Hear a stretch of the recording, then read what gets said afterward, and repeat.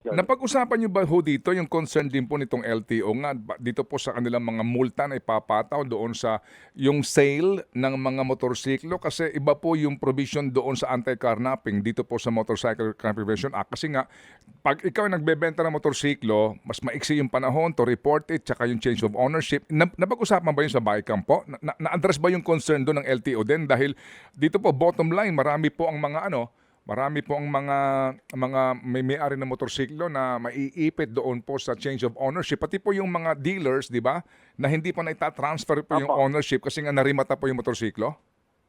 O hindi pa rin napag-usapan yon? Napag-usapan din, I think binibigyan ng the 20 working days, no, para po ma-report po.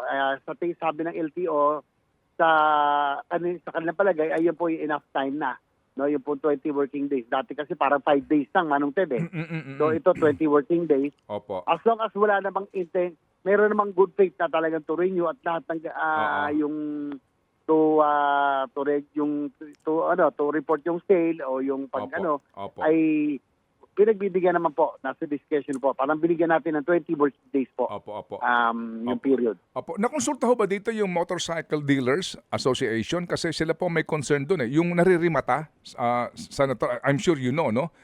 Minsan po, libo-libo yan na naririmata nila and then hindi nila ma-transfer yung rehistro na umaabot po ng ilang araw. May ganun po silang concern eh. Hindi sila nakonsulta ho dito?